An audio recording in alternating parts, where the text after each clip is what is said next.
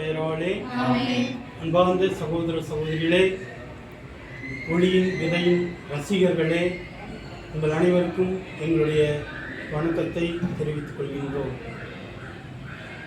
கோவை மறைமாவட்டம் கவுண்டம்பாளையம் பங்கிலிருந்து ஒளியின் விதை என்ற மின் அஞ்சலானது எல்லா இடங்களுக்கும் அனுப்பி வைக்கப்படுகின்றது.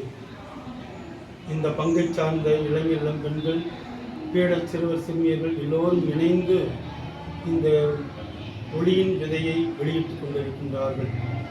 இந்த ஒளியின் விதையில் ஒவ்வொரு மாதமும் 2 போட்டியில் நடைபெறுவது உங்கள் அனைவருக்கும் தெரியும். இந்த மாதம் கதை சொல்லும் போட்டியும் மார்க்கு நற்செய்தியிலிருந்து 1ஆம் அதிகாரம் முதல் 6ஆம் அதிகாரம் வரை உள்ள பகுதியிலிருந்து கேள்விகளும் கேட்கப்பட்டுள்ளது.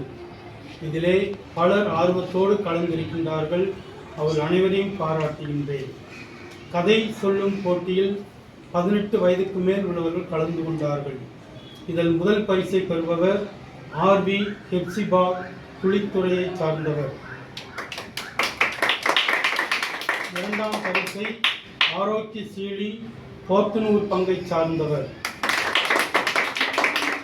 3ஆம் பரிசினை அல்போன்சா அன்னராணி கவுண்டம்பாளையம் புனித ஜான் போஸ்கோ ஆலயத்தை சார்ந்தவர் பெற்றிருக்கின்றார். இவர்கள் மூவரையும் உங்கள் அனைவரின் சார்பாகவும் வந்திருக்கின்ற அருட்தந்தை கிறிஸ்டோபர் ரோச் அவர்கள் சார்பாகவும் பாராட்டுகிறேன், வாழ்த்துகின்றேன். இப்போது மார்க்கு நற்செய்தி 1ஆம் அதிகாரம் 1 முதல் 6ஆம் அதிகாரம் வரையிலும் உள்ள பகுதியிலிருந்து கேள்விகள் கேட்கப்பட்டது. இதிலே மொத்தம் 124 பேர் கலந்திருக்கின்றார்கள். இதிலே 30க்கு 30 பெற்றவர்கள் 28 பேர் கலந்திருக்கின்றார்கள். 28 பேர் சரியான விடை எழுதியிருக்கின்றார்கள். இப்பொழுது அவர்களுடைய பெயர்கள் எல்லாம் இதில் போடப்பட்டுள்ளது.